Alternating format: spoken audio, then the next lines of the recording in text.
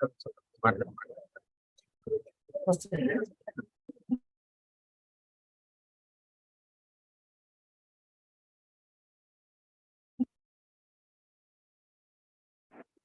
Hello.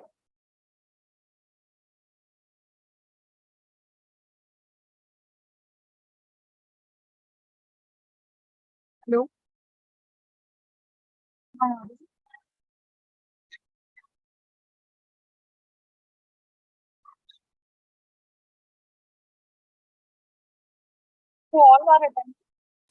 Who all are attending?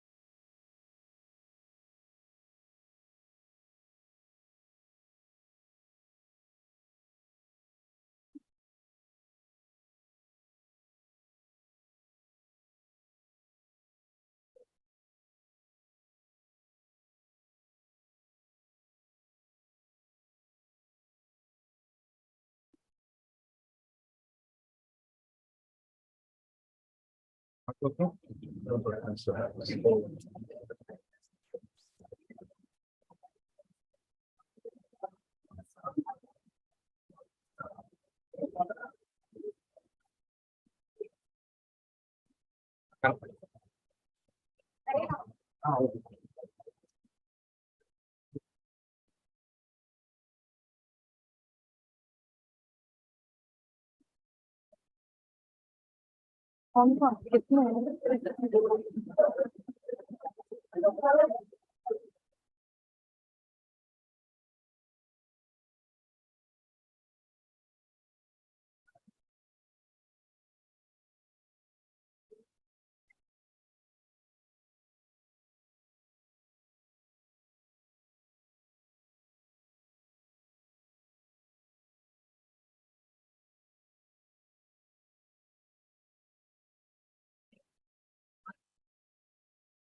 जो admin है ना, उसने भी डिसेबल कर रखा है।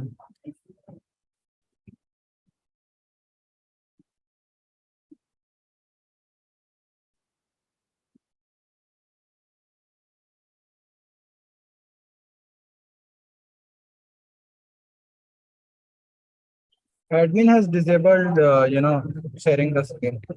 Now you can share the screen. Go to the system, share screen. You can share the screen. In the screen, no? Or only PPT? I have PPT.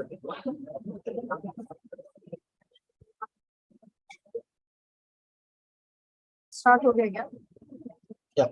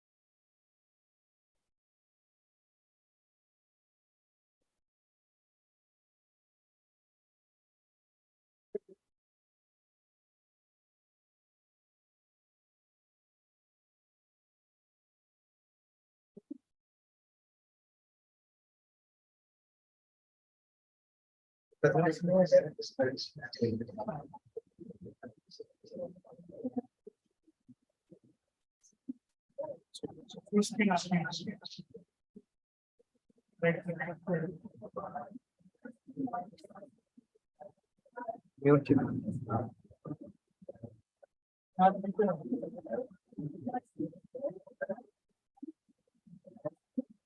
What's good? What's going to share?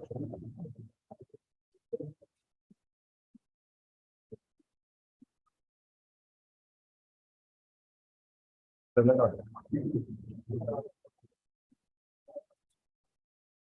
is like Voice level. Slide more ourselves. More exercise.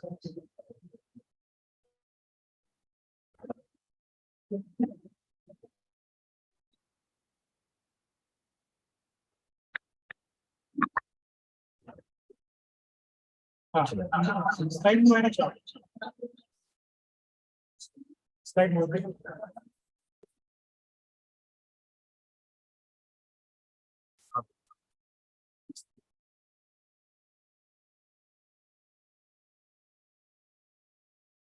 Should be changed to the Lily, swim in circles. Can you share the 2 minutes? Madam, 2 minutes. Hello.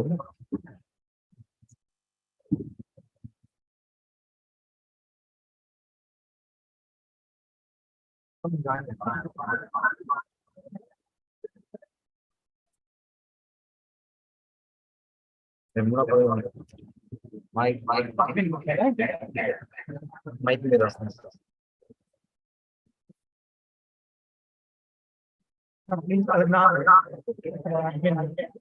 voice before.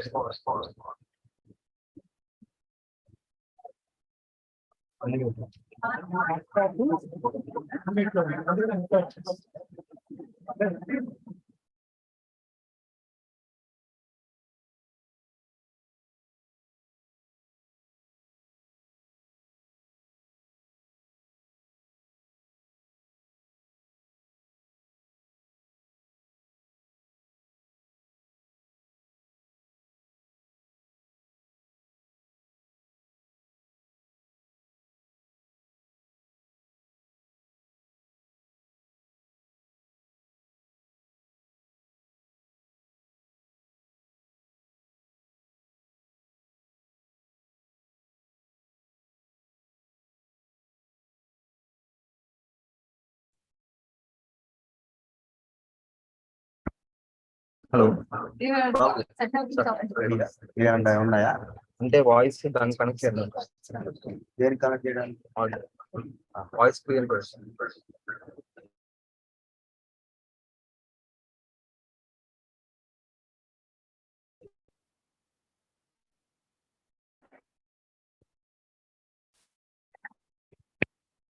Hello, am I audible? Audible?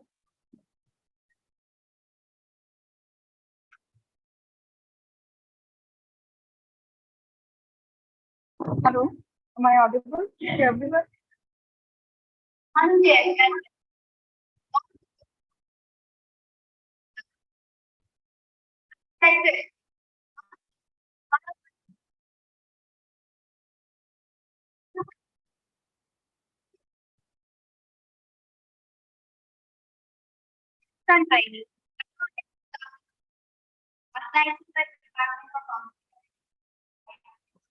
Here we introduce science, workshop, and bioreactor. And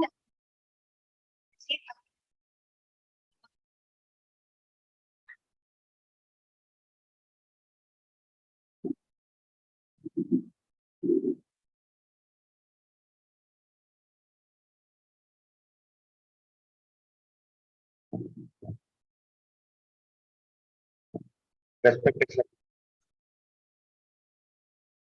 the team from Bioria Discovery Studio, Sakshi Madam, and the IT person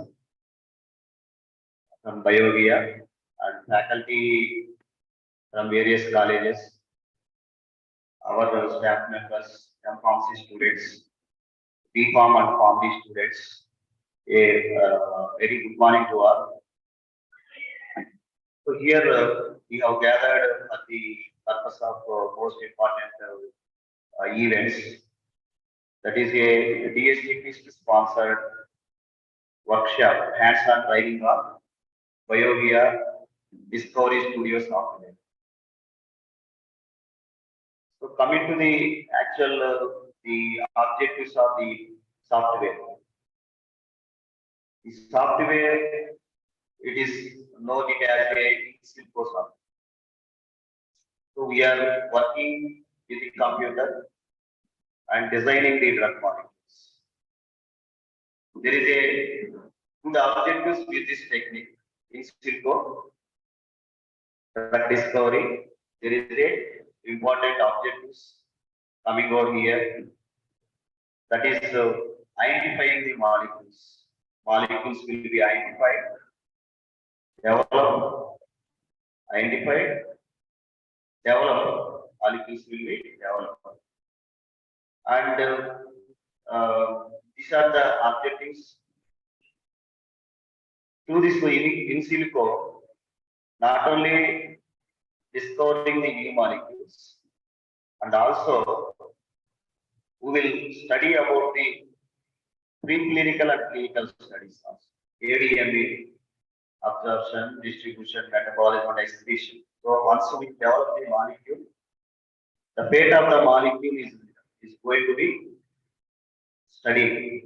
So that is the how the designed molecule is working in the body, how it is distributed. Through the software, we will perform these things, right?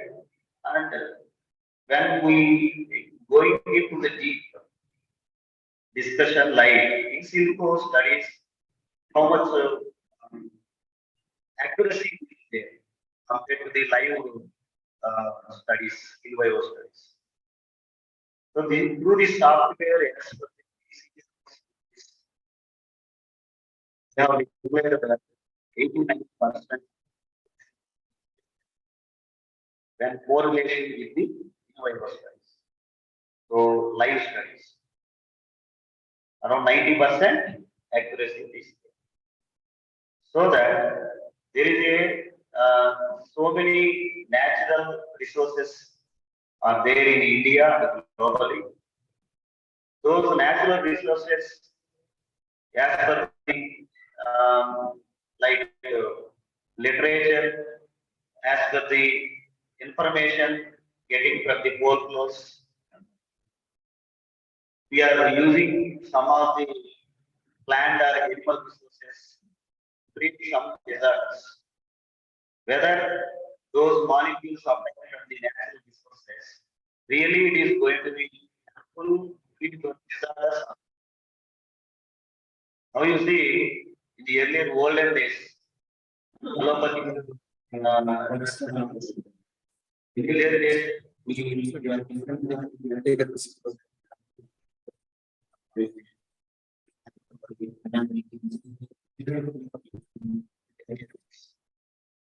and our olden the people like grandparents, they don't have this. Those days, present here many places. So those resources still we are using our India. So existing us to carry out the recent work in the agriculture. Right? You understand? Okay. So this artist government of India is giving some parts to the researchers. Those funds, we are carrying out some works which is purely related to the renewable resources. We are acting in constraints that the plant resources are renewable resources. Those constraints we are studying this in silico, right? Computer. So firstly we are identifying the active constant. That active constant just we are doing for the computer. Computer we have the abilities of everything in the computer. And our molecule we come to know this molecule is to this source of disaster. So people are saying, our grandparents are saying that is unique. whether it is genuine or it is correct or not. We wanted to know. So if we want to carry volunteers to develop a new molecule, we introduce new molecule into the society or market. It's to take years and more than the most budget is required in olden days. Now see, because of advanced technology, we have drastically reduced the time. The discovery, design and discovery and introduce the drug into the market, drastically reduce the time. Time is very, very important.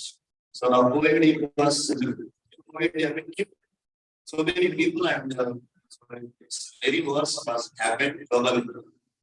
And the exact treatment of the corona is still good. So the symptomatic relief now is why still advanced technology. It is taking much more time to develop. Even reduce the time because of this technology. So the intelligence now is taking for the design and development of new power. It means we have reduced the 5 years time, we budget around 5 crores, 2,000 crores we have reduced. It means 3,000 crores we are going to be saved from these advanced technologies. So when we wanted to propose to the government of India, yes, the department is this technology. The main theme of theme we applied to the government is the rifampicin resistance. Rifampicin, how rifampicin is there? You know that rifampicin is using for the treatment of the tubercular disease. And now rifampicin, it is resistance. So the bacteria, the organism, it is more resistant to water events. Right? So the treatment it is not up to the mark in the existing things. So that is why our project proposal we have because why this GST list I have mentioned here. You have mentioned GST list. So that the background one we just should know about this. Because one of the upcoming scientists and researchers are the students. You should be aware about this. ఏమని చేస్తున్నాము ఎందుకు చేస్తున్నాము ఎందుకు apply చేస్తే మనకి grant sanction అవడానికి అవకాశం ఉంది మన ఆసక్తి ఏంటి మన ఫార్మసీలో మనం ఏ టైప్ ఆఫ్ రీసెర్చ్ చేయవచ్చు తెలియాలి అవే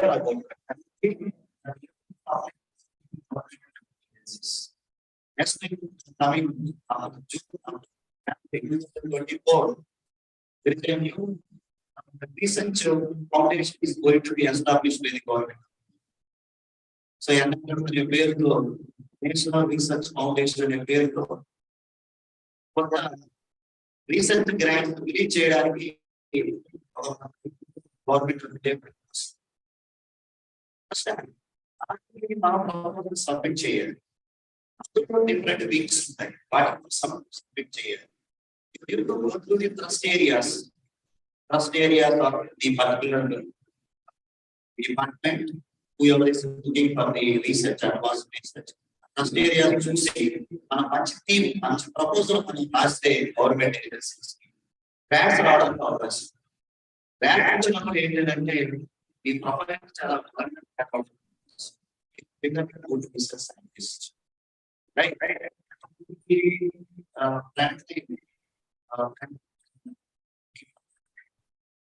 So that is why our proposal will these actions in a day. Tubercular disease rifampicin and organism resistance. Some rifampicin is going to be new. But it has changed its okay. So the structural and the protein structure marches for it.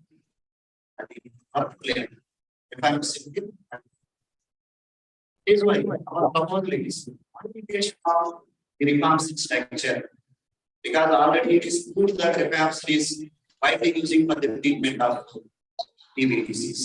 Right? We we are wanted to just slightly modify structure and developing some derivatives of the rifampicin derivatives కొన్ని మనం బయటకు తీసుకొచ్చి కొత్త novel studies effective గా ఉండేటువంటి molecule ని submit చేయాలి government. This is our team. Nowadays you see antibiotics కూడా చాలా మంచి లేదు. ప్రతి దానికి జలుబు వచ్చిన every purpose we are using the antibiotics. So antibiotics in future because if we are in the worst condition, antibiotics doesn't may not work. Because already for small takes you are taking antibiotic. In future, so that we can develop the antibiotic the modifying the antibiotic structure and we will develop the antibiotics, new antibiotics. Yeah, already existing antibiotics are there. It is not working properly, so that we are slightly modifying that antibiotics and introducing it to society. That work also we can do it. Antibiotics కూడా రాబోతున్న పని చేయరు. చేయట్లేదు. Antibiotics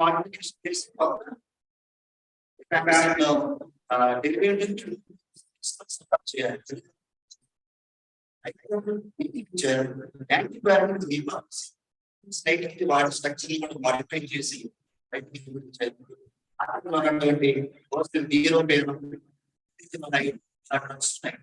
costly medicine ఒక injection వేయాలంటే 4,000-5,000 రూపాయలు. So ఇంకా లక్షల్లో యాంటీబయాటిక్స్ ట్రై చేస్తున్నారు. You people should know. So అందుకనే నేను చెప్తున్నాను మాకు తెలిసింది మీకు తెలుస్తుంది. ఎక్స్పర్ట్స్ వచ్చినప్పుడు మీరు వెరీ క్లియర్ వాకింగ్ ఎలా చేయాలి, స్ట్రక్చర్ ఎలా మనం డిజైన్ చేయాలి, ఇవన్నీ నాకంటే వాళ్ళకి ఎక్కున్నారు. మనం బ్రాడ్గా ఎక్స్ప్లెయిన్ చేయగలం. Okay, so I'm very much happy about the bio analytics and thank you, madam, for coming over here and spending your time in the Telegram housing. I also very much thank the management for permitting us to submit the proposals and the grant of the proposal. At the same time, today we have gathered here because of the government of India. Please the fund. So 33 lakhs fund we have received on behalf of which 50% we need to spend at the college, 50% from the government we will be getting, remaining 50% we have to spend. Our college is coming forward and spending 50% of the amount and 50% of the sharing by the government. So this is the DST fixed proposal. 50% college lo 50% parent. So it's like మనం పనిచేసి మంచి outcome the main thing. So agenda of the DST is to sponsor that. Okay, so I hope dear students and staff members so keenly observe what madam is going to be saying today. First 45 minutes to 1 hour, madam will speak about the structure-based drug design, right? Structure-based design, and followed by the madam like a password. Madam will just guide you next hour how the document will be carried over in the software. Okay, so then ఇది జరుగుతుంది afternoon session clear ఉంటుంది. Okay, so after staff members interest ఉన్నటువంటి staff members so అక్కడ install చేసే software మనకు hands on training. So నేను దాన్ని మా టీమ్ మెంబర్స్ కోఆర్డినేటర్స్ స్పందన madam and Supriya madam program coordinators, NIC coordinator, department HOD, department of chemistry and biochemistry, and the staff whoever is coming over here to learn the advanced technology, and our staff and students Don't miss the concepts because another day you are going to face these challenges and you are going to write the content to the examination. Pharmacy, pharmacology, pharmacy, chemistry subjects. The practice score the topic ఉంటుంది third year ఫార్మసీలో ఉంటుంది third ఫార్మసీలో economics chemistry EVS okay so somehow thank you for giving me this great opportunity to share my views regarding today's theme. Thank you.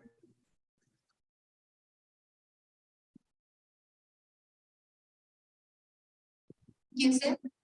We invite our beloved secretary and Sakshi Bhardwaj.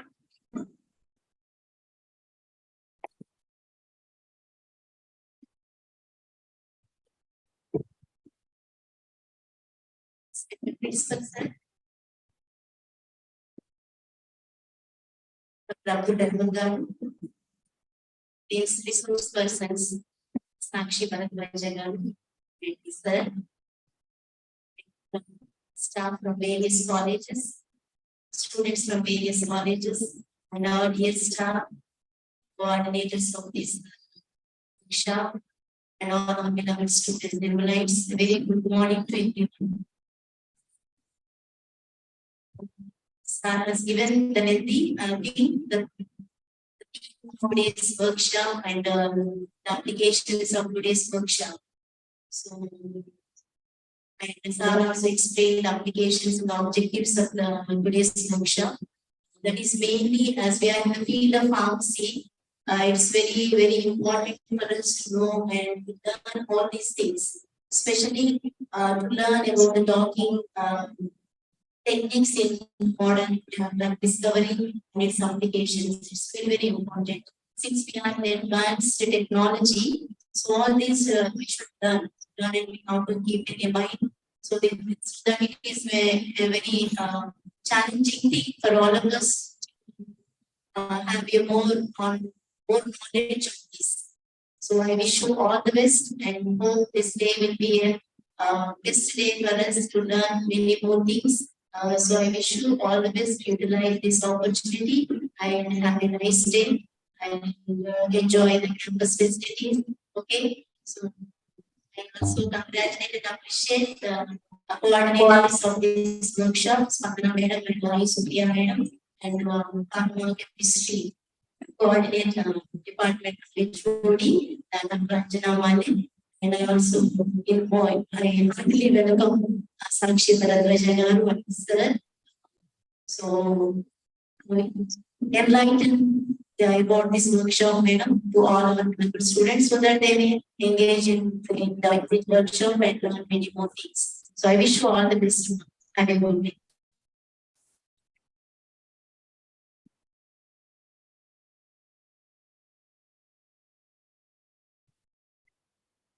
We invite use Spandana Bank to give a brief introduction. Yes, so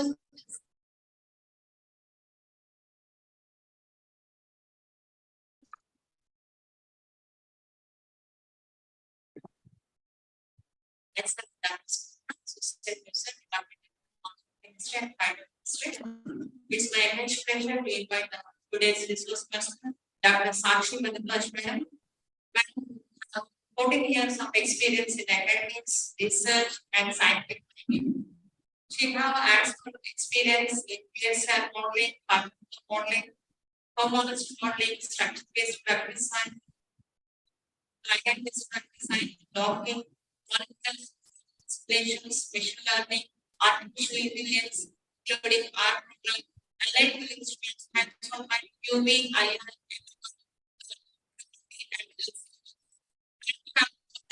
applications, scientific journals, and have 4 book chapters and nearly 27 scientific poster publications. And she have 4 scientific blogs. And worked as a scientific writer 2 years, state rank holder in pharmacy and PhD. Madam completed her PhD in Rajiv Gandhi University of Health Sciences, Bangalore. And she completed Master of Pharmacy in Pharmaceutical Chemistry in Punjab. She completed bachelor's in Haryana. So Madam has a research interest in drug design, computational chemistry, molecular biology, and machine learning and artificial intelligence.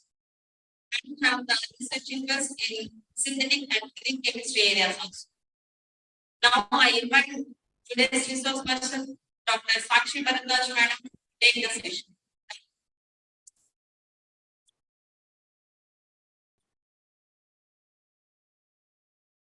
Thank you, ma'am. Thank you, ma'am. Thank you, sir. I'm privileged to be here. I would like to thank the organizing committee and I here to explain you the basic what is drug designing, how we can do the drug designing, starting with the ligand molecule or from students. For today's session, I have taken the structure-based drug designing, although it is very, we have the ligand-based drug designing, fragment-based drug designing as well. Even it's not about the topic itself, it's more into the simulation nowadays, where we can check the real-time motion environment of each atom, whether it's from your ligand molecule or from your protein structure, how it exactly behave when a drug candidate will go into the biological system. Basically, in situ, what we are doing is we are mimicking our biological system with the help of computational tools, right? Okay, let me start with this.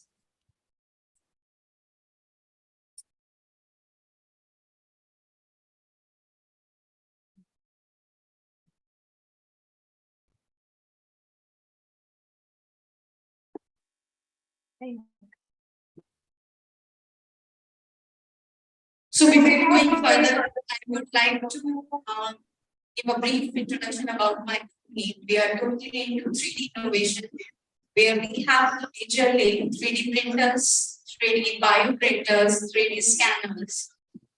We are also leading in the other ways, that is the life sciences, where we are using the bio discovery studio.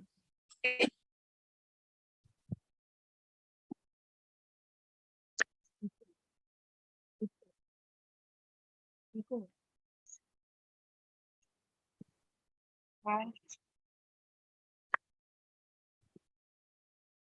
Okay. Okay.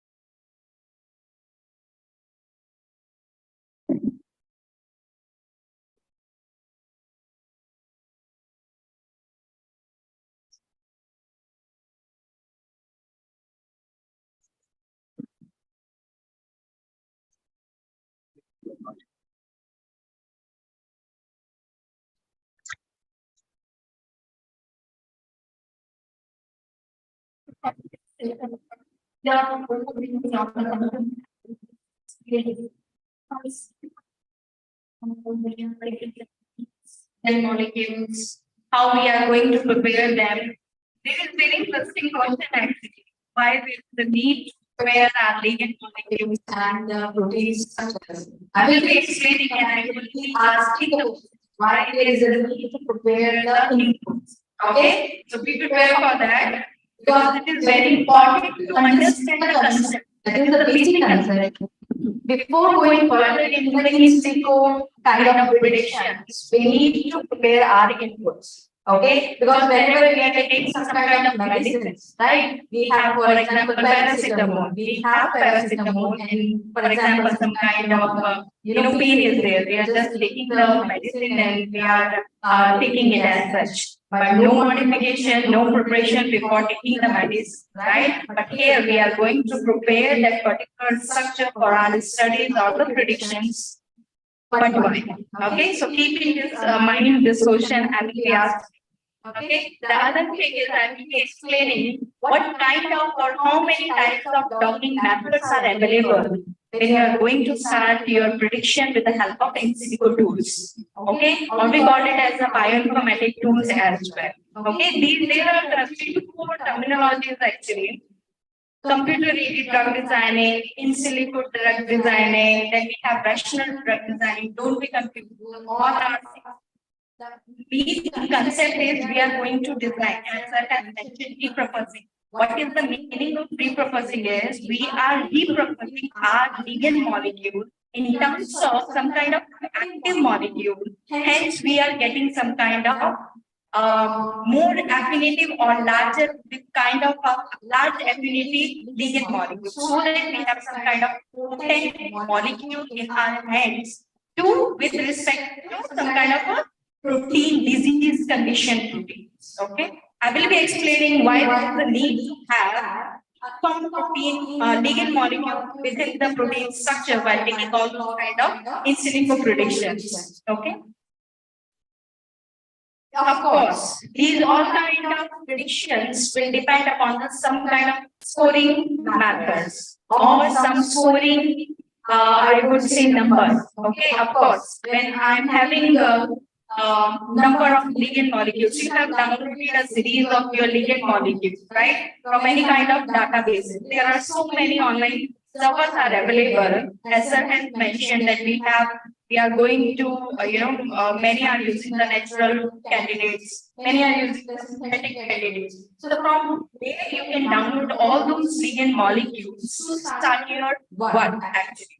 Okay, so of course, I can take all those ligand molecules. For example, 100 ligand molecules are present in my city. I can't take 100 ligand molecules, right? I need just one hit molecule that could be a drug-like molecule for my against my or any desired disease condition, right? So how we can do that? Of course, on the basis of some kind of scoring. We have many machine learning algorithms in our Discovery Studio. See, when I was studying, I was little afraid, thinking of, what is this artificial intelligence algorithms? It is nothing but these are machine learning algorithms. No one is going to train them. Only us, we are training them, giving them training so that we can utilize those algorithms for our purpose. Okay, so it is like we are going to train. Of course, we have trained these algorithms so that it makes our work little easier. Because you might have heard that we have some test compounds, we must having some training set of data. Even I was afraid of that what is that test compound and the training set of compound. But it is nothing but training set is we are going to train my molecule with the help of those training set of data. And the test set is I am going to test validation. When it comes to the test, that means validation. What is validation? Why validation is so much important? There are many,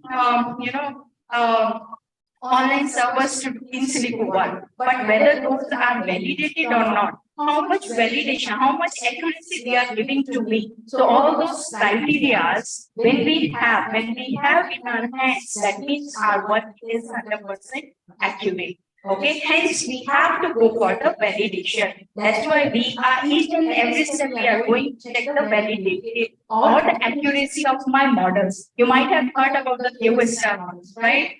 Pharmacophoric models. There are the different models, but we are utilizing for our development of my ligand molecule, one of the candidate, which could be a hit molecule. There are 3 terminologies as well. Right? One is a ligand molecule, the other one is a lead molecule, the third one is a hit molecule. So, who is going to tell me what is the difference in 3 terminologies? It seems similar to me, right? But there is a difference. What is the difference? Anyone? See, lead molecule is any chemical entity is your lead molecule. Okay. Ligand molecule. Lead molecule is who is going to lead the series among all those ligand molecules is your lead molecule.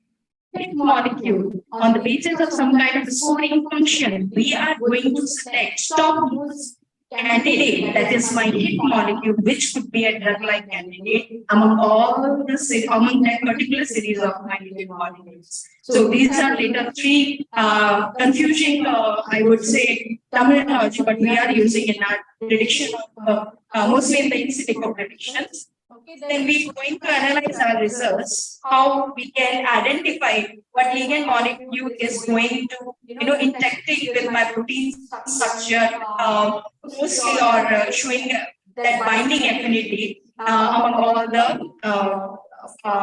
ligand molecules. Okay, so I will show you.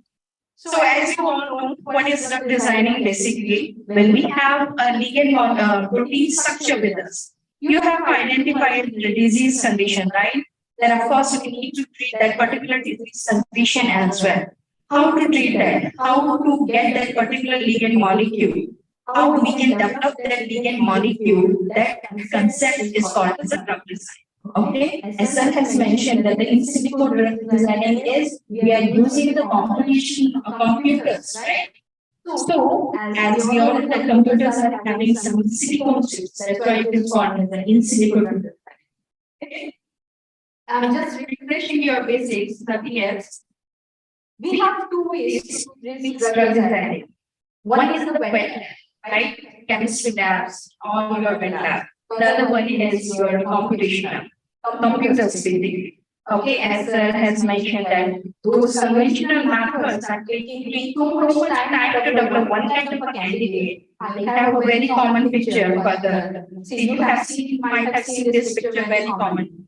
Anywhere you can find out this picture. But it is very important to explain life cycle of a drug candidate, what we are getting in 10 to 15 years, starting from the identification of a disease condition. Then we have to, of course, we have to isolate the proteins. Then only we can use that protein structure, and then only we can identify where my drug molecule can go and bind to that particular protein structure to show its activity, either agonist or antagonist, right? It's depends. Then, of course, preclinical testing. Of course, I cannot make that particular ligand molecule without testing those clinical studies, right? It is very important to go further after those clinical studies, which we can now do with our computational or the in silico methods. Of course, then we need some kind of approvals like IND, NDA approvals to get that one particular drug candidate. That's why it's so time taking. Now there are so much complexity when it comes to drug designing. It should be selective, right? For example, I have identified a disease condition. I want my drug to go and bind that particular disease structure only, right? That means it should be selective. Okay. How to maintain that selectivity? Then of course targets. There are various targets like protein, enzymes, right? DNAs, RNAs, hormones. Even some are not identified yet, right? So how to target a particular structure or your particular macromolecule, I would say. So those kind of like solubility, of course, the permeability of your drug candidate, it should be permeable, right? Metabolic stability, of course. We have a very unique feature in our Bioway Discovery Studio, that is the ligand profiler. Ligand profiler, you might have heard about one terminology called as polypharmacological activity. What is polypharmacological activity is? For example, I have a series of my ligand molecules, right? And I want to check whether those ligand molecules are interfering with one enzyme metabolic process or more than one, right? If it is going and interfering with more than one metabolic process, that means it might cause some kind of toxicity. Okay. Hence, we have to take care of that my drug should not go and bind or inhibit any kind of metabolic processes, except what kind of protein structure I am looking for. Okay. For that, we have a ligand profiler where we can run ligand molecules with respect to the various protein structures to check whether one kind of ligand molecule is further interfering with the metabolic process of one protein or the other macromolecule structures. So likewise, we can identify whether its metabolic stability as well. So likewise, we have the various millets. Then there are so much problems, I would say. That's what the concept is, why there is a need to develop a new candidate. As sir has explained the rifampicin, right? The main problem associated with the antifungal drugs are they are causing drug resistance, right? We call it as MDR, multi-drug resistance. Now they extend it to STR, okay, and then to the total drug resistance. That means, as mentioned, after some time, no drug will, show you any kind of activity. That's what. Likewise. Hence, we need to develop some kind of a candidate which overcome all those kind of problems. We have, for example, if I'm taking some kind of drug, as many drug, they have shown the hepatotoxicity. And my drug should not show any kind of hepatotoxicity, liver toxicity. That's why. If you are taking one kind of medication, it might have associated with any kind of side effects as well. Okay, but I don't want to, or I don't want to, develop a candidate which can show that much, toxicity, other biological systems, right? Hence, we need to develop my novel candidate without any toxicity and, I would say, like some kind of nausea conditions or exposition. Many kind of drugs like dizziness. Many drugs like drugs need to take for a longer time, right? So that may cause some kind of patient complaint, right? That's why there is need to reduce those time durations and those kind of toxicity. Hence, we need to develop consistently in the development of novel candidates. Right? Of course, we have some kind of, I would say the metabolic issues when it comes to the drug delivery system, like the and your caps and some kind of powders. That's why we need to develop a drug candidate, novel candidate. Okay. Now, what is the solution? Of course, there are so many industries who are developing the novel candidate. Then what is the solution? I have mentioned here because when I was studying, I had the vision about what these two terminologies are. These two terminologies are nothing. It comes to the in vivo, that is the biological, but when it is the in vitro, that means you are, some kind of experiments you are doing, okay, within the class. Now we have the third terminology, that is the in situ. That means we are going to some kind of computers. Okay. So of course, we have this in silico predictions where we can do the virtual. There is one another very confusing terminology, that is the high throughput screening. There are two. One is the high throughput screening, and the other one is the virtual throughput screening. Is there any difference or both are same?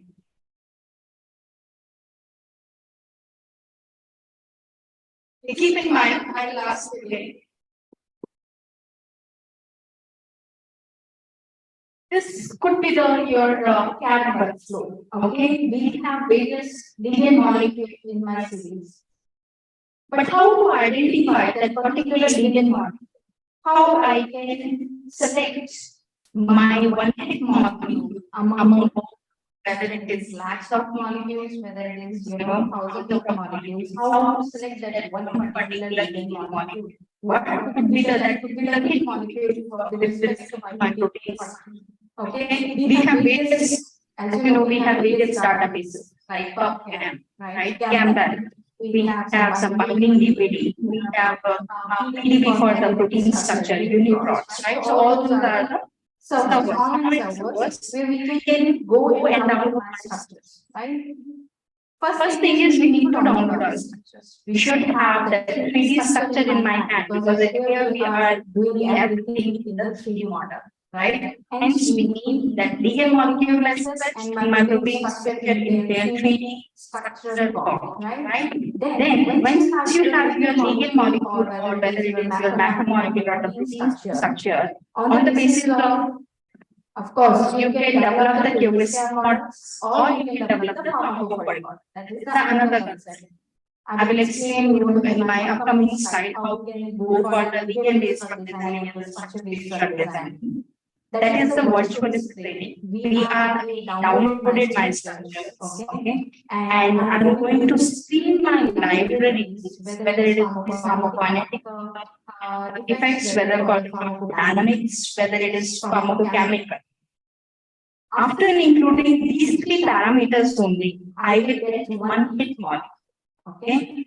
Where we are going to study the ADMET that has mentioned absorption, distribution, metabolism, and excretion of those drug candidates. Of course, then of this studio, we have a unique feature that is called as TopCat. TopCat is protocol where we can identify the toxicity on the basis of a structural feature of your ligand molecule. Okay, we have various, I think we have 12 models in that TopCat protocol, animal models, I would say.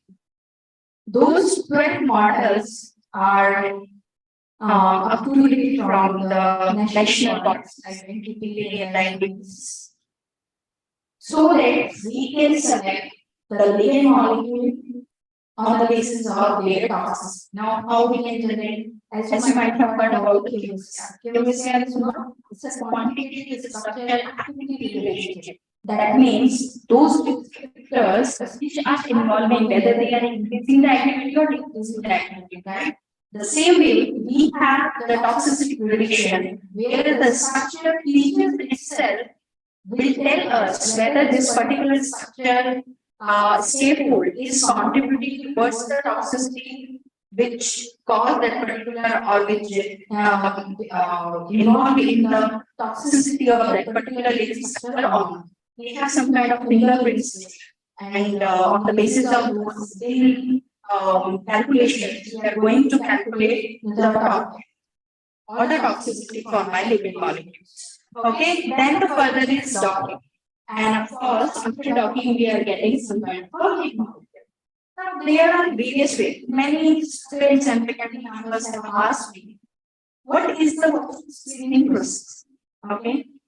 See, virtual screening is nothing but virtual means we are using the software or the system. That's why it is virtual. Screening is we have a list of ligand molecules which we have collected from the various databases. Okay. Now there are several ways. It depends upon the user, depend upon me. Whether I am selecting ligand molecules on the basis of blocking distance or maybe it may not be the same for ma'am. Okay, she wants to select their ligand molecule on the basis of ADMET, or she wants to select her molecule on the basis of the pharmacokinetic. Okay, so it depends upon the person to person or the users how they are. That's what the problem is statement of your research. But the most important thing, you must have that clarity what you are going to do with your results or what you will going to do with your work. That is the most important. On the basis of that problem statement, you can understand or identify the way how to reach that particular your target. Okay.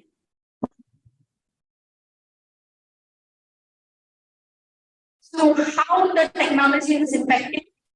Technology can impact the protein structure. Okay, we have now PDB databases where many protein structures are available in their extracrystallographic form, right? Then we need to isolate, of course, the extracrystallographic structures we have in my mind. I have a question here also.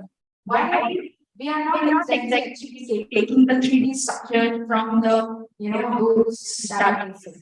Mostly the bioinformaticians, they are not taking the protein structure as such. Hence, that's what I have told that we are going to prepare either the protein structure or the ligand molecules. Why? You might have heard mostly all the mothers and grandmothers, they have that statement, don't go to the doctor many times for your scans or the X-rays. Why? Same concept here. Because in PDB databases, we have the extracrystallographic structure. Hence, that means those structures are prepared by passing the X-rays. Okay. When you are passing any type of X-rays, they might have damage to your amino acids. Okay. Damaged amino acids means either the amino acids are at their position or they might jump from their position. They must be having some kind of a gap in between. If, for example, I am taking as such the protein structure for my studies, what would happen to my studies, whether it is validated or not? No, that would they must be having some kind of pause in between. Hence, I need to prepare my inputs first. Okay. I will explain you what kind of preparation we are going to do before in silico or my computational prediction. Hence, we can have a virtual screening. That's what we call it as a high throughput screening, where we can use the billions of living molecules. Then we can see, as I told you, that there are many ways, right? For example, high throughput screening when you have large molecules in your hand from the various databases. Okay, you have selected to cut down all the linear molecules on the basis of some kind of filters, right? And you have got now in thousands. Okay, now you have to select the lead molecule or the hit molecule among from those 1,000 molecules. That is again a virtual screening.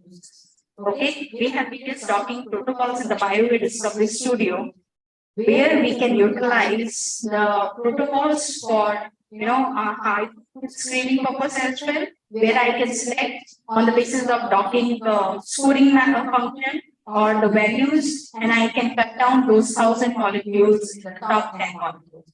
Okay, and then I can take those top 10 molecules for the docking with another protocol to make it more accurate, and I can get a hidden molecule to develop my candidate. Okay, that's why there are various ways to do this virtual screening process.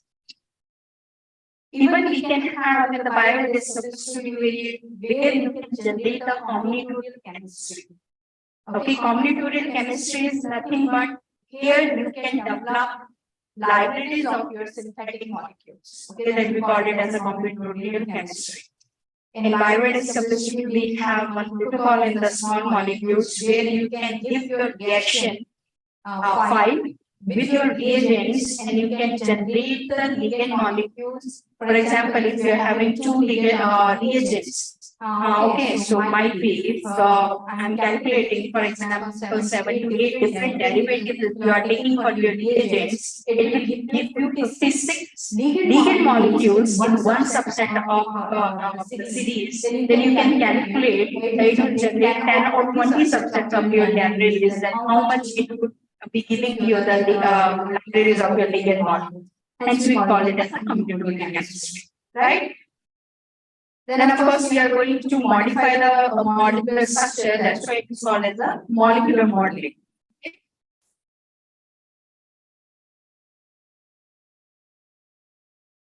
Now, coming to the targets. See, I know that I have to work with some kind of a disease condition. But what kind of target molecule I have to pick? That is the most important. Before going to the docking, doing docking itself is a very easy task. But to identify target is most important. If I am not accurate, good enough to identification of my protein structure itself, then I am not sure where my work will be good. Right? Hence, we have to keep focus. That's what I call it as a problem statement. You should very well know about your problem statement. For example, I am working with the tuberculosis, right? What is the tuberculosis? It will involving the respiratory tract. Okay. I should know what kind of proteins are involving in those tracts, right? And what kind of protein structure, what kind of macromolecule I should target to cure my disease. For example, there are various, pathways. Okay, I need to focus on one particular pathway which would be inhibiting that disease condition, and I have to analyze those pathways for my pattern molecule. Then only I can be very sure about my pattern molecule. Okay, I have to take those macromolecules. We have the various types actually. One is the protein, lipids, of course, some kind of lipids is can contribute into the macromolecule. Then the carbohydrates, DNAs, and RNAs. Those are the components I have just mentioned for your reference. But mostly, proteins are referred as a macromolecule. Why proteins are being referred as a macromolecule? You can do the work with the DNA and RNAs, no issues.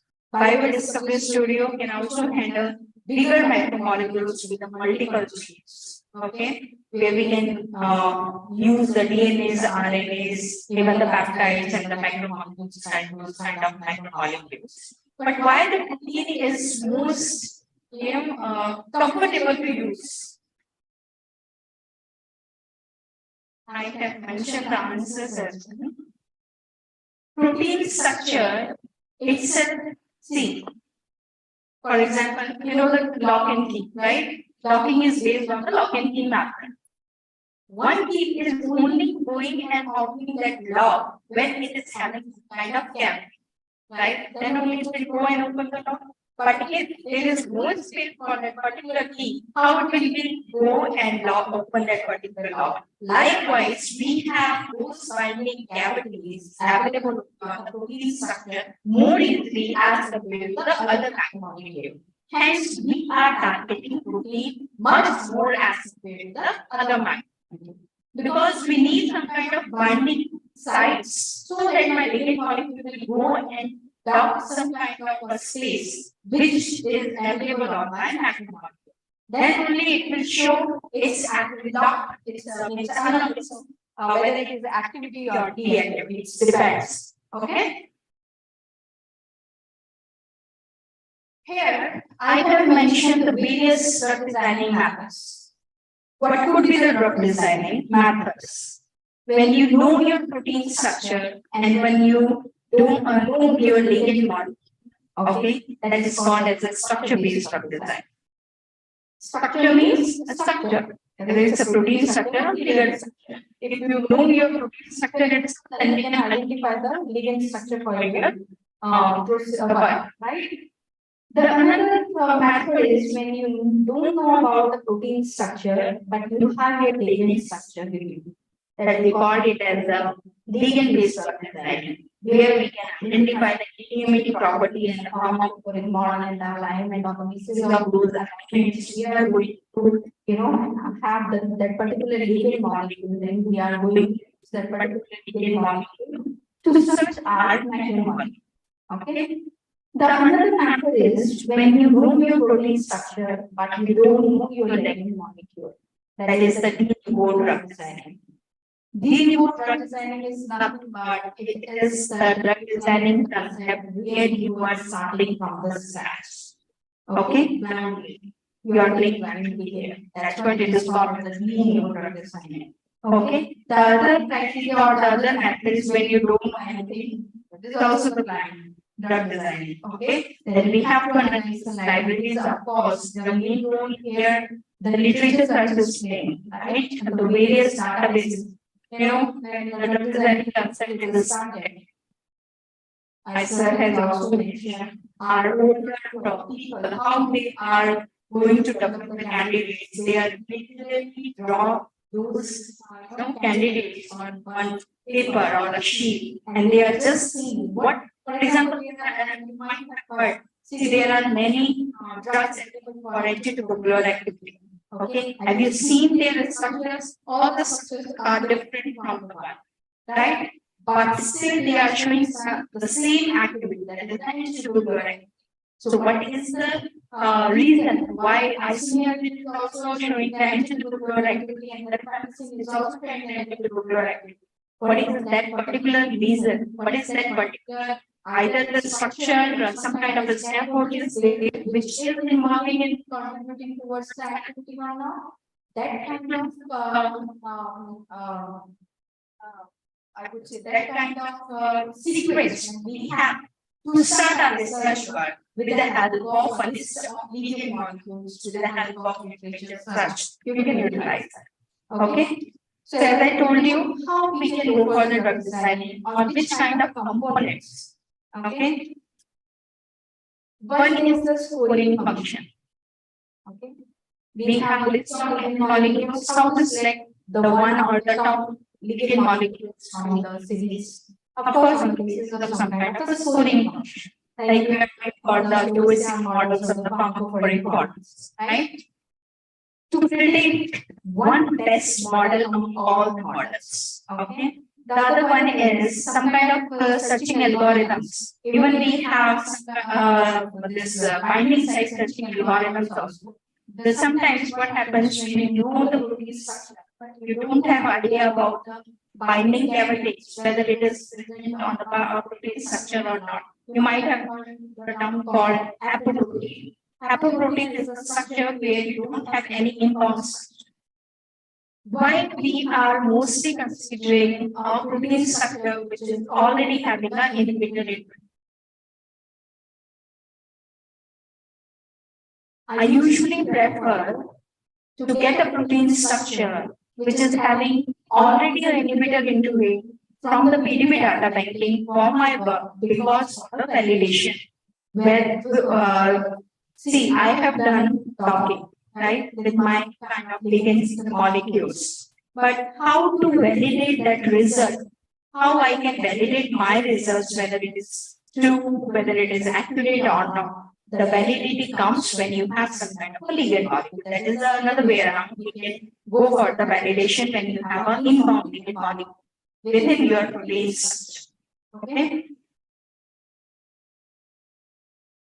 So this is very generalized in silico prediction steps where you must have the target molecules with you. Then you might have heard about the homology modeling techniques. We have the protocol for the homology modeling techniques as well. As I told you that being the bio informaticians or the scientists, I won't prefer to take the protein structure as such for my study. I need to prepare those protein structure. The other way around is the homology modeling techniques, where we are going to align my sequence. When you don't know or you don't have any 3D structure of your protein, right? Then we need to develop the 3D structure for my protein that is called as the homology modeling. Right? I just know about the sequence of my protein structure. Okay, but I can't take that sequence for the documents. Okay? Then I need to prepare the 3D structure of my macromolecule with the help of the homology modeling techniques to develop its 3D model. Okay, and then I can utilize the 3D model of my macromolecule for the polycyclic site docking and the simulations. The second part belongs to the ligand molecule, that is the ligand identification. As I mentioned, it is called the ligand-based drug designing, where we can identify the SAR structure activity relationship, QSR, ligand, combinatorial chemistry, pharmacophores, and of course, further we are going for the docking study and the molecular dynamic simulations. Here I have mentioned the kind of web accessible databases for protein like PDB, Unip.cbi. These are for the ligand molecules. Generally, we are using that is the binding lipidding. Some are from the PAPChem, some from the Campbell, and the PDB9 is also there. Okay, as I mentioned, what is the virtual screening? It is nothing but we are going to virtually download my space and we are going to virtually filter out all those ligand molecules with the help of computer is called as the virtual screening. Okay. Here I have mentioned if the ligand molecule are with me, how to do the screening on the basis of their pharmacophore model and the qPCR model. Then we, on the basis of pharmacological, how we can, as I mentioned, that we have in the various animal models in the bioweapons studio, which is called and the top protocol, where we can identify the toxicity. Okay. So we have the various model like red models, mice, but we have males, females divided. Then we have some equity models also where we have get the updation of each and every model from the this government organizations. Right. Then we have third part is the structure based design where you can identify the active site of your macromolecule to dock the ligand molecule into it to check the activity for the TMT. Where okay. Now docking is further divided into two categories. One is the structure, one is the protein docking, and the other one is the protein ligand docking. When it comes to the protein docking, where we are using two macromolecules, that is the bigger molecule. Where one is the considered as a macromolecule with a huge structure, and the ligand molecule here is itself. It's a protein structure, but it's a smaller in the size, right? We call it as a protein docking. Here, mostly the conformation does not change. Okay, all the protein structure or your inputs are rigid. But in case of protein ligand docking, here the ligand molecule is flexible, whereas the ligand macromolecule is rigid. Hence, we can change or vary it when you utilize the conformation of your ligand molecules to check the contribution of that particular force into the binding of into the binding site of the macromolecule, whether it is contributing towards the interaction or not. How much? But it could be the affinity. Okay. Then various, and I already explained the protein ligand drug designing further divided into two parts. That is the structure-based drug designing, where we know the protein structure for my studies, and the other one is the ligand-based drug designing, where I know only the structure of my ligand molecule, and I have to search the structure of my macromolecule with the help of this particular ligand molecule. For today's session, I will be only taking the structure-based drug design. This could be your one document work actually. You need to prepare your inputs like your macromolecules and the ligand molecules. Then of course, after preparing all those molecules, you need to go for docking. Then on the basis of the scoring function, you will use some kind of poses, or the basis of course some kind of poses. And the scores, you need to select those top ligand molecules and which would help us in the filtering and the refinement and analysis of interaction of that particular ligand molecule with respect to the macromolecule. Okay. As I told you, validation is the most important part in every analysis. Hence, we are taking care of all those things with the help of our algorithms. Now, coming to the most important part, that is the preparation of inputs. As I have told you that we are going to prepare our macromolecule and ligand molecule before going further for any kind of analysis. Okay. Why there is a need to prepare those macromolecules? I already told you the answer earlier. Okay, let me repeat it again. Because we are making our biological system with the help of this computational analysis. Hence, we need to prepare our each and every input. Because in biological system, everything is fixed, right?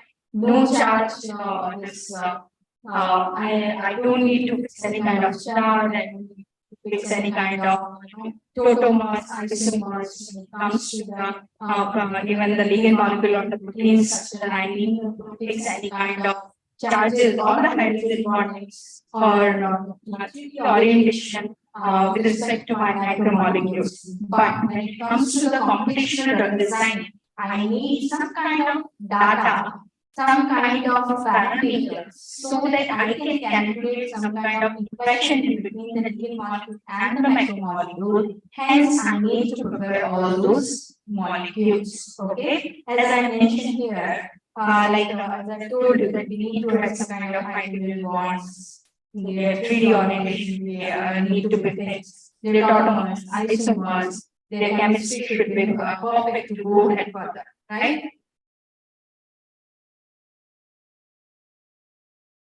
How to start with my protein structure?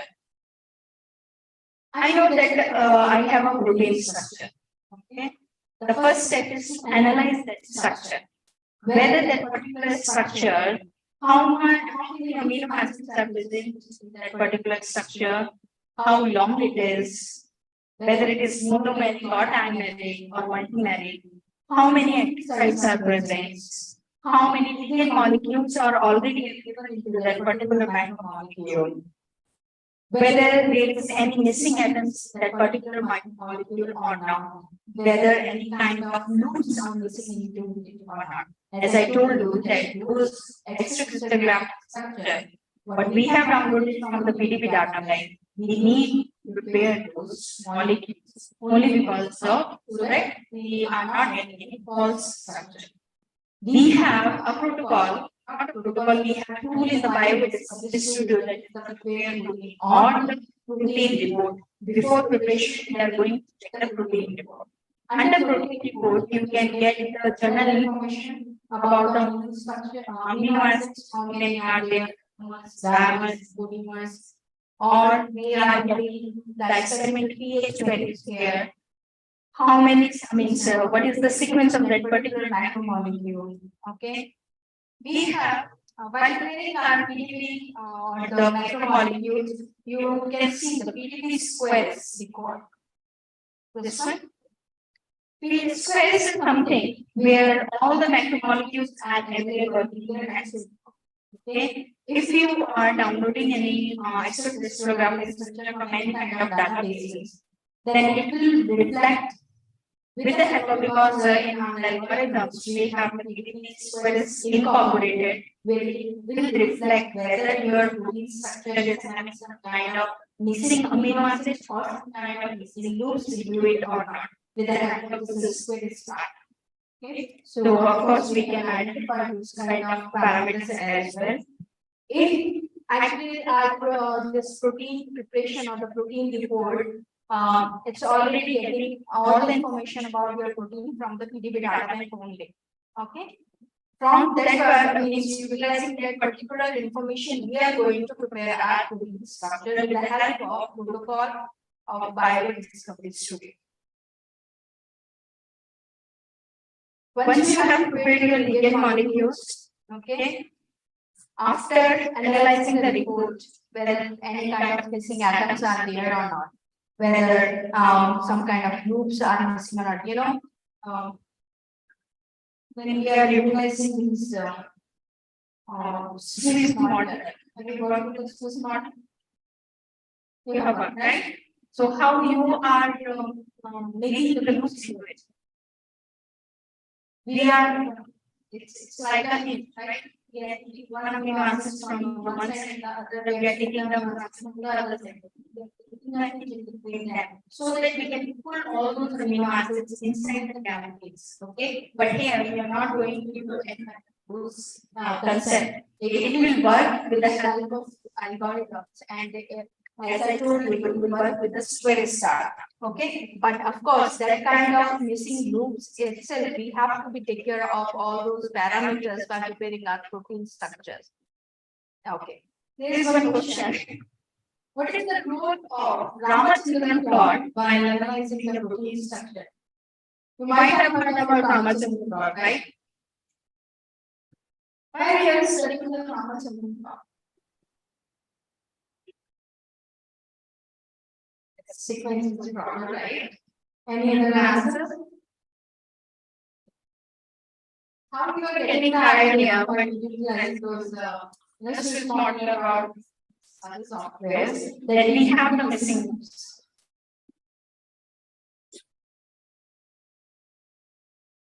How many of you have seen the Ramachandran study?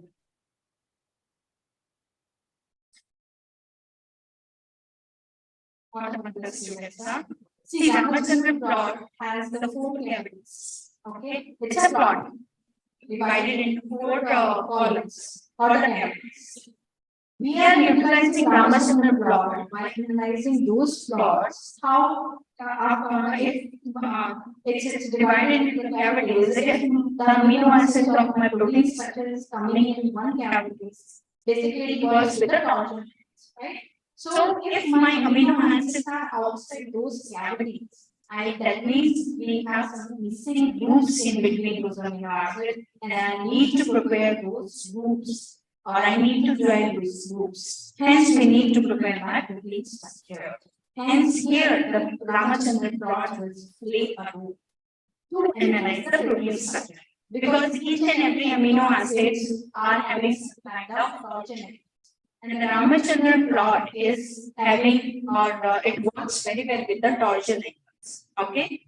Hence, it is giving us the idea whether my protein structure is perfect enough to utilize or not, whether there is any kind of gaps in between the amino acids or not. How I can pull those amino acids, what type of amino acid I can pull, what number of amino acids I have to pull inside the cavity, and I can utilize. See, whenever you are using some kind of software to do your work, it is very easy to do it. Okay, we have only one protocol to prepare the protein. You by clicking on it, you can prepare your protein. But what is the concept behind preparation of that particular protein? Why you need to prepare the protein structure? For example, if you don't have this particular tool, how you will go for your preparation of the protein structure? That is the most important. Okay? Hence, I have explained the Ramachandran plot very briefly for the preparation of your proteins, macromolecule basically. So it is, I think, little blurred, but I can explain. We have these further, parameters in our, I would say, the tool when we are going to prepare our macromolecules. Okay, we have the build loop where it is taking the spirits data. This also actually Bioway Discovery Studio works very well with the Charm Sports Film, where we are getting all the updation from the Professor Martin Kalkrasser, that is from the Harvard University. So we are very keen or very sure about the work done by the Bioway Discovery Studio about accuracy. Okay, we have considered this Chuck force field more accurate as compared to the other force field. You might have heard about the force fields. The various softwares are using the different force field. Okay, one more question is there. I'm not having that into my PPTs, but still I want to explain you why there is a role. What is the role of force field in the in silico prediction? You might have you have to give me the answer. Why there is we need to apply some kind of force field while using these in silico tools. Okay. Coming to the binding site, as I told you that we have a macromolecule. I need to search those binding sites to bind my ligand molecule. What kind of how to identify those binding sites? We have three tools in the Bioway Discovery Studio. One is from your PDB reports. The other one is with the information where the algorithms are going to develop the binding site for the apoproteins. And the third is the current. You can select some kind of amino acids, and after selection of those amino acids, you can select that particular area, and you can generate the bindings. Okay. So, of course, you can utilize any kind of literature. First of all, the other thing is animal structure information also you can utilize for the generation of these binding sites. We have some clustering algorithms for the development of binding site for the apoproteins. How it will work, I'm not going into much detail, but I want to say that it will work by keeping, for example, I have a protein structure and it is generating some kind of a grid around that particular protein structure. Okay, these few points you can see, those are the free area. Okay, and the other one that is in black or the red, that is the area of your protein structure. How the algorithms will identify whether the any binding cavity is available of the protein structure or not. It with the help of some kind of a eraser algorithms. I'll show you. You can see this arrow, right? This green is the eraser. It will start from the one corner for the deletion of this extra space around your protein structure. Okay, and it will completely erasing all the space around that particular protein structure apart from the protein structure itself. Okay, and it will identify whether any kind of free space is available on your protein or not. The other algorithm, that is the flood filling algorithm, will play a role here, which will, uh, as its name itself means, explaining, like, for example, we are filling some kind of a glass, right? And to identify whether some kind of a hole it is there or not. Likewise, it is the same way it is in will work. You are filling the protein structure with some kind of,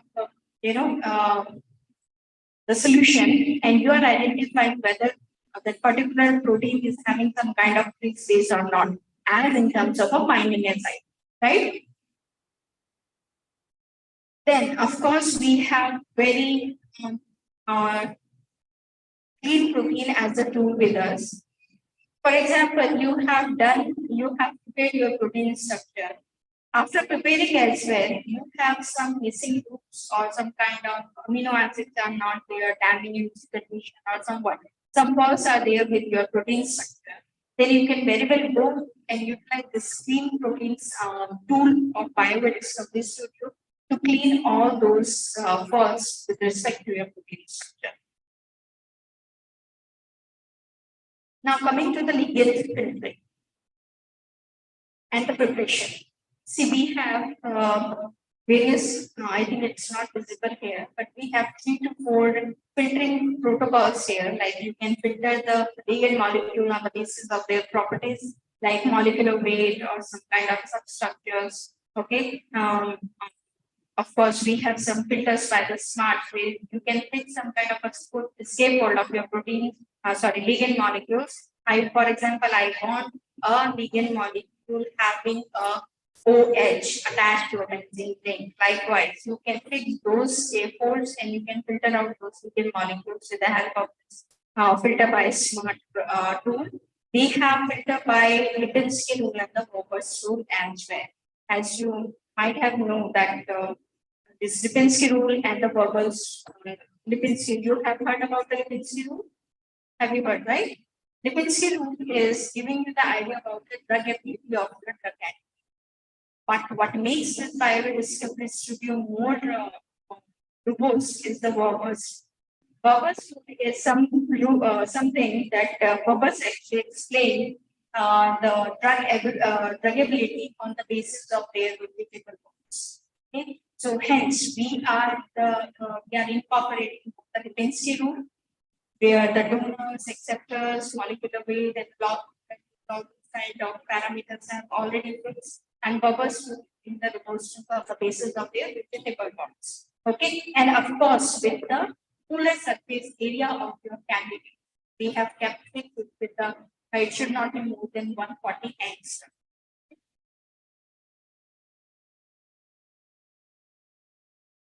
Then we have the protocol called the prepare protein. As you can see here in the circle red. By clicking on that, we have the different parameters as we have fixed the pH values. Okay, we need to generate the tautomers, isomers.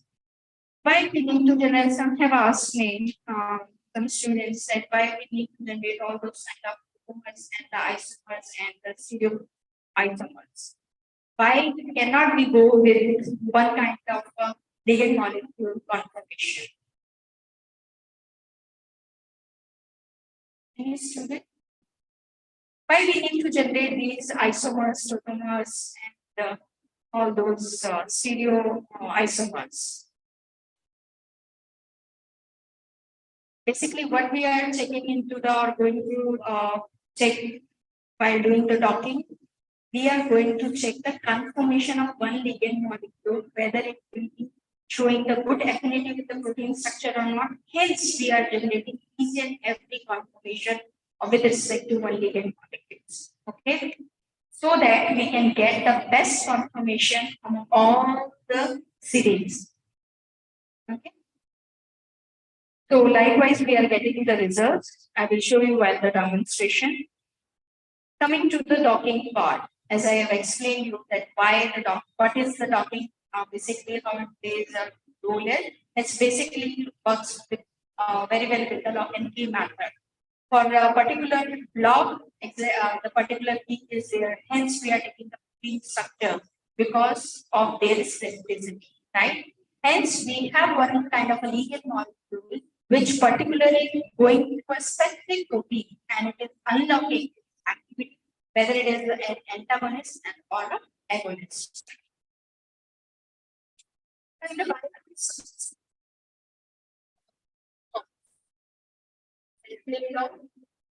for the docking, filter, gold, C docker, and flexible docking. We have many more. I have second slide with me to explain what these different docking methods are available and why. When you need to apply these different docking methods, each and every docking protocol is having a separate algorithm to go ahead and see. You can see the lip dock. Lip dock is nothing but we call it as a hotspot docking. Hotspot docking is basically, you might have known that some ligand molecules are having some apolar ends and some are having some polar ends, right? This lip dock, how it will work? It will work with the help of those apolar and polar ends. Okay, hence generating some kind of hotspots. Hotspots with respect to your polar and hotspot with respect to your apolar. Okay, where the apolar is going to match will attract those ligands and generate those hotspots. Where the polar ends will be there, it will attract those ends and it will generate some kind of a hotspot. Okay, basically it will utilize FGS algorithm, that is called it as a Braden-Fitcher Gold-Channel algorithm. Okay, basically we are utilizing this this lip dog for the high throughput screening of my ligand molecule. As I told you that on the basis of docking, also you can do the high throughput screening. Okay, so we are utilizing the slip dog for the high throughput screening of ligand molecules. Okay, we have gold as well, but here the Discovery Studio is the only, I would say the interface for the gold. That's why we call it as a third particle docking. The other one, another one is the C docker. C docker we usually consider as a very accurate one because it is utilizing a charm force field. Charm force field is basically works well with while providing the high temperature molecular dynamics. When I'm saying the high temperature molecular dynamics, that means temperature is involving into the system.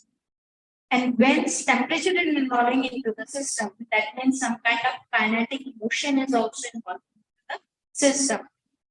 When kinetic motion is involving into the system, that means each atom is moving with respect to your ligand and your macromolecules. When each and every atom is moving, what does it mean? It will change the position as well, right? It might dock or may not, right? Hence, we are call it as a mood activate. Hence, we call it as a molecular dynamic docking method. What we are doing in the molecular dynamic? In molecular dynamic also, we are checking the real-time motion environment while going into the biological system, whether the particular complex is doing the stability or not. Hence, some of the ligand molecules will reject in the C docker protocol because they are charm protocol, charm force field, because depend upon its temperature and the kinetic motion. Most of the ligand molecules will fail. If your ligand molecules will fail in the C dog, that means those ligand molecules are not stable, right? The other one is the flexible, where your ligand molecule and the macromolecule both are flexible. Okay, hence it is taking little longer time as compared to the other documents. Okay, when you are keeping both the flexible, hence both can change the position, hence both can have the various combinations with respect to each other. Okay, the other one is we have NCSS, that is multi-corporate simultaneously search. We also called it as a fragment-based drug design. What is the fragment-based drug designing? You can divide or you can develop the fragments from your ligand molecule, and you can utilize those fragments. For example, if I'm taking example of a isoniazid, okay, I know that isoniazid is also already available into the market, but I want more potent drug candidate with respect to the isoniazid. What I will do, I will divide those isoniazid into the some kind of a fragment. We have the different protocols for the development of those fragments as well. After generating those fragments, here those reactions are playing the role. You have developed some kind of a reaction where you have given the file of your reaction and the reagent to the protocol with the help of Discovery Studio, where it will generate the reaction with the help of those reaction. It will going to develop those ligand molecules which is already interacting with your amino acid. Hence, it is showing the more accuracy or not accuracy, more bioaffinity or the more bioavailability with respect to the other fragments. If we have some kind of a Ludi interactions, on the basis of some Ludi maps, we are going to select all those fragments. So that is another concept. The other one is the ligand fit, where it is called as a shape-based docking method, where the Monte Carlo conformation algorithm will explain the role. Okay. So for today's session, I have taken the C-docker docking method. As I told, it is little accurate and it is little easier as compared to the another one. And it is little faster because it's already having this charm force field. Okay, how it will work? It will generate the ligand conformation with the help of high temperature molecular dynamics. Then it on the basis of random rotation, okay, it will generating some kind of a grid-based simulated annealing. Simulated annealing is nothing but it's a process where we are giving some kind of a temperature. Okay, after that temperature, we are providing the system. We want the system to be cooled down. Okay, where we are getting it with this process, we are getting some local minima and the global minima. So on the basis of so it's mathematical equation behind this particular docking method, where we are searching for the local minima and the global minima. On the basis of those local minima and the global minima, we are selecting our conformation. So I'm not going that much detail now, but these are the basis of those minima or conformation methods. Where for conformation methods, we have the different methods in the biology studio. By doing the hands-on, I may be able to show you what kind of methods you can select and how you have to select those methods. Okay, then of course we are getting some kind of results in form of C-docker energy. We are getting C-docker energy and the minus C-docker energy, the biology studio. Interaction energy, I would say.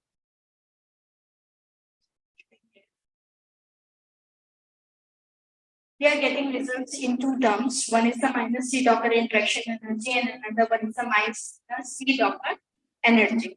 Okay. So there is a difference in minus C-docker energy. You might have heard about that the other docking protocols, they are giving results in terms of binding energy. Okay. But here we are getting results in minus C-docker energy and minus C-docker interaction energy. What is the difference? Interaction energy is the energy in between the interaction of a ligand molecule and a protein structure. How it is interacting, what kind of energy it is generating in by doing the interaction. But minus C-docker energy is the energy of the constrained energy of your ligand molecule itself, plus it is the energy of your interaction energy. Here we are getting three energies with respect to the each process. Hence, that's why we are considering it is more accurate and more validated one. Okay, because it is also showing results in form of the ligand constrained energy. Okay, ligand constrained energy means it depends upon the conformation of your each force. Okay, so likewise we are getting these are the parameters, different parameters of biodiscovery under the C-docker protocol, We can fix the input side. So for example, you have generated a binding site, okay? And my ligand molecules are not that much small and they are not going to fit into the particular binding site. I can very well go and expand that binding site spheres so that to make my ligand molecules go into that particular binding site and show the interaction. The other way around, if your ligand molecules are flexible enough, and then also we can increase some kind of orientations with the help of random conformation parameter we have here. The other one is the orientation to refinement, where we can fix those orientation so that whenever I'm making my ligand molecule more flexible, it will take care of that. Okay, the other way around, if the ligand chemistry, okay, for example, you know that each and every ligand molecule is having some kind of a partial charges when it comes to the computational dynamics, right? If my those partial charges are not, we have fixed some kind of partial charges here. I will show you. I think I can show you in, by doing the hands-on. We have fixed this, the 0.1 hands-on. Okay, but for example, if you have a ligand molecule in your series, it's not going and binding that particular protein into the binding site. You can change this and a cluster, a poster cluster elsewhere. For example, 0.125, 0.122, you can increase. 0.1, I have done the docking and may not get some kind of result. You can increase this upon this poster analysis. 1 to 1.5 to 2, not beyond 2. Hence, we are getting the RMS depend upon the RMS values. RMS is playing the role with respect to each and every contribution. How it is that way. If it is more dilated, that we cannot go for contribution or the process, right? Okay, here I mentioned that this is okay. I have explained that.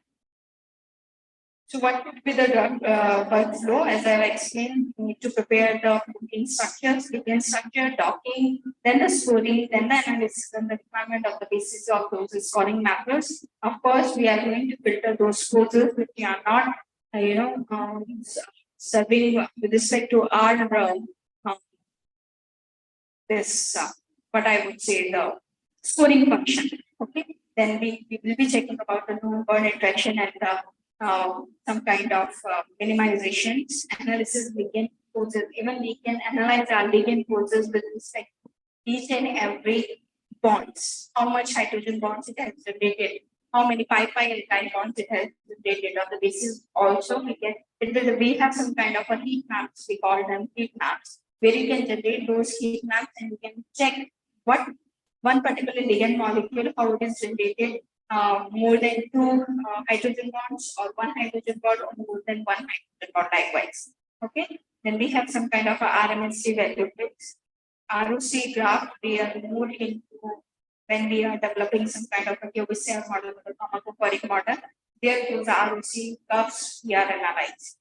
Okay, so hence we are taking care of all those analysis, that is the non-bonding interactions. Like you can check here the charge analysis, hydrogen bonds, hydrophobic, hydrogen bonds, and the other like metal and the pi sulfurs. All those kind of interaction we can analyze in the bioinformatics service studio. You can see the function for the analysis. You can generate these analysis ligand poses where you can see whether those kind of favorable bonds are, interacting in between the ligand molecule and favorable bonds, or some kind of whether it's bridging in between the ligand molecule and the your macromolecule. We are getting some kind of structural data in terms of with respect to each and every amino acids. What particular amino acids of your protein structure is interacting with the atom of your ligand molecule. We are getting the different colors in the tabular form. Here you can analyze this particular atom is showing some kind of a hydrogen bond or the pi-pi, means likewise. Likewise, we are getting the data. It is summarized one. We are getting these table of forms. You can see here the various ligand molecules with respect to the each and every atoms in the series, where the green color, where the blue color is showing there is no bonded interaction between the two molecules, and red one is showing the maximum. But we are getting here the green one that turns it is a minimum 2 to 3 hydrogen bond interaction with respect to the each and every atom of your protein structure of your ligand in between your ligand molecule.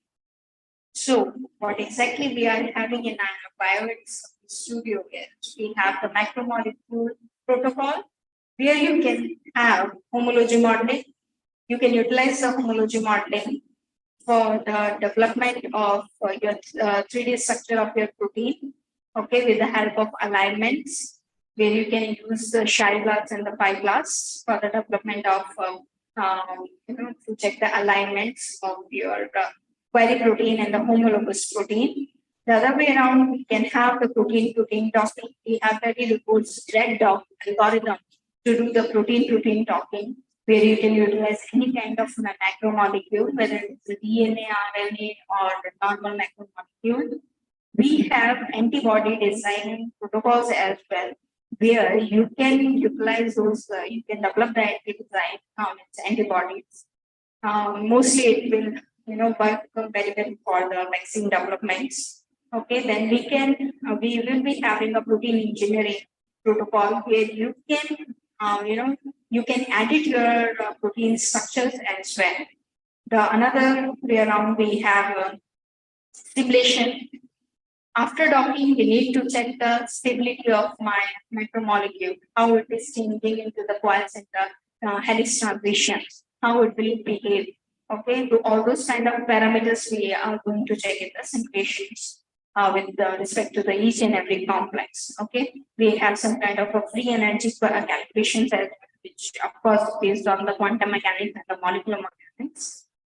Actually, the simulation is BioVerse service is having both quantum mechanics and the molecular mechanics, where the each atom's energy and with respect to the structural information of their atoms is the contributing towards the stability of your macromolecules. Okay, then we have some ligand molecules, small molecules protocol. Under small molecular protocol, we have the virtual screening parameters. We have QSCR, model development parameters, and you can analyze your library, you can generate your library. We have EDMET and the toxicity protocols where you can, very well go and filter out your ligand molecule on the basis of their EDMET and the toxicity predictions. We have fragment-based replacement, as I have told you, how well it will work on the basis of Gros scaffold. Okay, we have another module that is the pharmacophore, where you can utilize the ligand molecule. For example, I am having a series of a ligand molecule where I am having an active molecule and inactive molecule, and I don't know about any kind of activity related with each other. But I know, for example, isoniazid. I know very well that isoniazid is active towards the tuberculosis. Okay. I have that structure with me, and I'm going to align those active ligand molecules to generate the pharmacophoric feature. Pharmacophoric feature is nothing but, for example, to write with a pen, what we need the most. It's stick, that refill. That refill is the pharmacophoric feature with respect to each pen, right? Likewise, we have some kind of a pharmacophoric feature for our structure of the ligand molecule. On the basis of those pharmacophoric feature, the key, I would say the key chemical requirement of a component which is contributing towards the activity. Okay. Those are called as a pharmacophoric feature. Hence, in the pharmacophoric protocol, we have the scaffold copy where we can align the active molecules and we can develop the pharmacophoric feature. We have the pharmacophore profiling as well, where you we have the 3D QSC pharmacophore profiling as well, where you can go whether you are actually it's a very broad software. If you're having some kind of a ligand molecule without any biological activity, you can take those ligand molecules as well. If you are having some kind of a ligand molecule with biological activity, you can those ligand molecules with a different. That's why we have so many protocols in the Biodiscovery Studio. The other way around, we have the receptor ligand interaction, that is the small molecule docking, as I've shown you with the various docking markers. Then we have the various scoring and analysis protocols as well. We have the X-ray protocol in the Biodiscovery Studio as well. We can work with the diffraction X-ray. These are the machine learning algorithms with respect to the each and every protocol that we have in the Biodiscovery Studio. For your reference, I have keep this as a slide that, for example, macromolecule is work well with the looper and chirotin, where these are playing the role in, when you are going to prepare your ligand molecule for their loops and the side chains. Then in the pharmacophore, we have hypogen definement, hip-hop definement, and recap. That is, the recap is for the when we are going to develop my fragment within the binding site of my cavity. There this recap will be playing the role. We have the loading algorithm for the pharmacophore as well. Then some confirmation generation. I told you we have the different method for the confirmation generation. So you can see here we have the Caesar catalyst, algorithms, pass, belts, and the various ones. We have the Boltzmann jump as well. For the qPCR, we have the Bayesian algorithm, genetic function approximation algorithms, regressions as well, MLR. We have the different ones. Then for docking, I have explained already. Then for the binding side, we have the flood string algorithm, side search algorithm. For the simulation, as we are this Biodiscovery Studio work with the charm postpaid. So we are very much into the charm postpaid, and where the simulation dynamic cascade, that is the protocol of simulation, where it will work with the leapfrog algorithm. Okay, to check the as I mentioned you the global, right? Global minima and the local minima. This local leapfrog algorithm will stick here along with the shaken state. Okay, we have the NAMD algorithm which works with the GPU mode and CPU mode. Then we have some kind of a minimization algorithms like steep and descent and conjugate gradient algorithm along with the corporates. So yes, of course, this Biodiscovery Studio is the robust one. All those kind of algorithms. Not beyond, we have some kind of unique feature in the Biodiscovery Studio. As you can see here, as I mentioned about the ligand profiler under the pharmacophore module, we have multi-site lambda dynamic simulation as well, that is called as MSLD simulation, which calculates the binding affinities of the combinatorial ligands together. Okay, in the under the simulation module. Then we have the TopCat for the toxicity prediction under small molecule protocol. Then we have the electrostatics of the biologics, where it will calculate the spatial distribution of I would say the electrostatic potential with respect to the each and every charge. Then we have the street molecular dynamics as well, where it is using the charm phosphate under the simulation protocol. We have the de novo one, where I would say you can go from the stretch of your docking analysis. We have the biophysical property calculator for the sequence property under the macromolecule module. I think in upcoming year, we are going to have, we call it as a GAMD, it's a Gaussian-based molecular dynamics simulation. So of course, Biodiscovery Studio with all those kind of algorithms and the protocols is a robust software where you can replace each and every data. Okay. For example, I have a ligand with me and with no activity, as I mentioned already. But I want to take those ligand molecules only. Yes, of course, you can take those ligand molecules very well in the Biodiscovery Studio with the various protocols. Yes, of course, we have the different protocols for each and every, I would say, your research one. Okay, so it's dependent upon the user how they are going to utilize the software with respect to their research one. In the Biodiscovery Studio, you can utilize any chemical format. You can download your chemical structure or the ligand molecule in these different formats, and you can pull into the Biodiscovery Studio to do your work. Okay, hence that's why we call it as combination of bioinformatics and the cheminformatics, where you can do the work very well with your macromolecular structures and your cheminformatics with the chemical structures together. Okay. So here I have to proudly say that we have so many publications with the Biodiscovery Studio. We have the different, we have another software called as a Material Studio with the BioVia. We have some kind of solvation software as well. So along with them, we have various publications with the BioVia Discovery Studio. These are some partners in the life sciences. Government and academic partners. Thank you.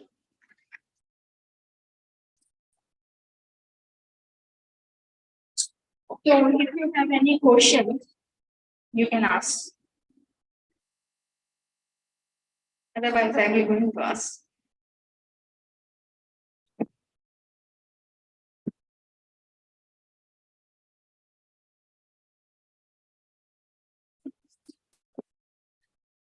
What is it? System requirements. We have the right person here to explain the system requirements. Share.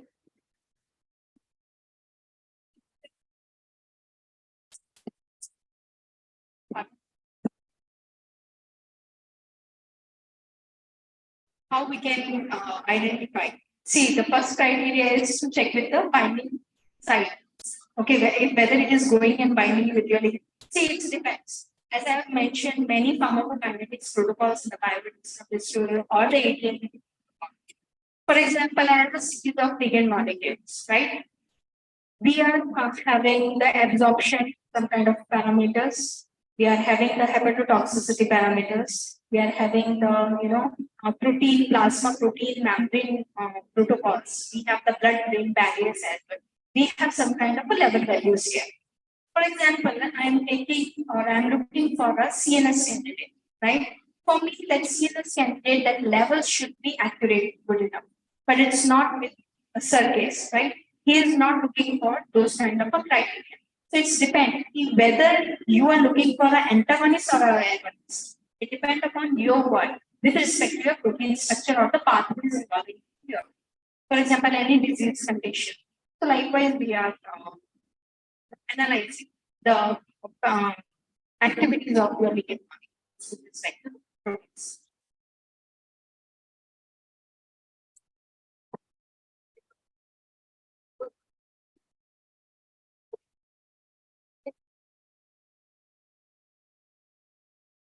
See, that's what. First of all, is the literature search.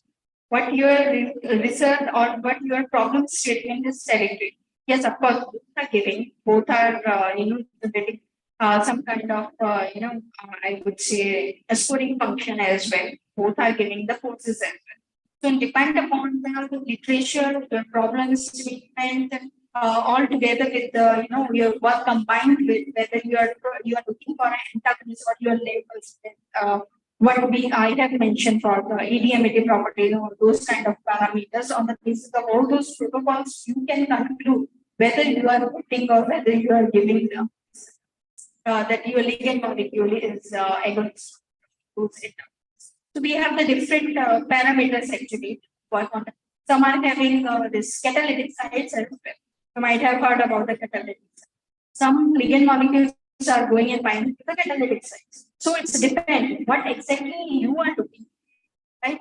My ligand molecule is going and binding to the catalytic site, but that is not my purpose to solve it. I want my ligand molecule to go and bind to those binding sites which are contributing towards its activity. Activity means it is inhibiting its action. So it's depend.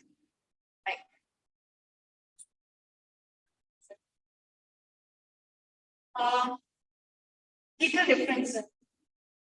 See, all are the active sites, whether it is a binding site or a catalytic. For example, in a chemical reaction, we are utilizing the catalyst.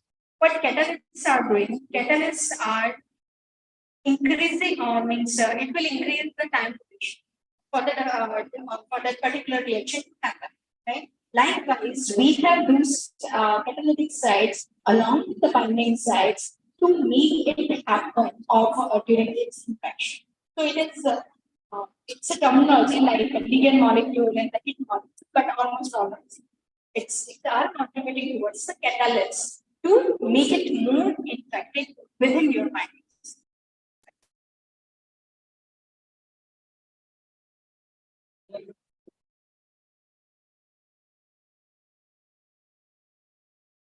I will show you while doing those items.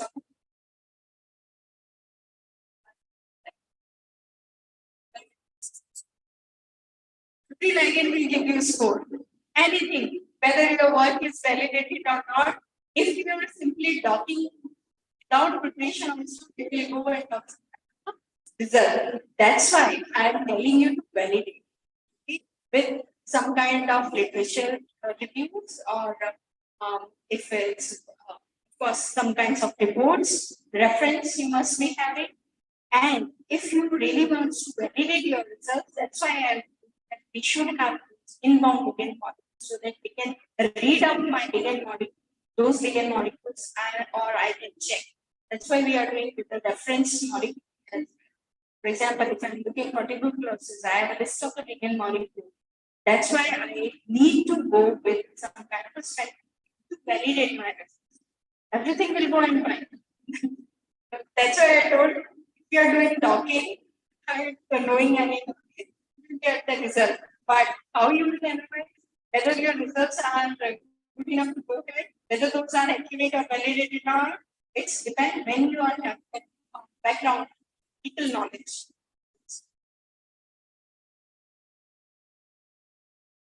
Anything? Okay.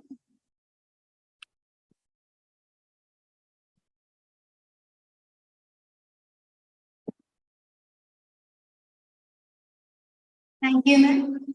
Students, I will have break for 10 minutes. After 10 minutes, please come back.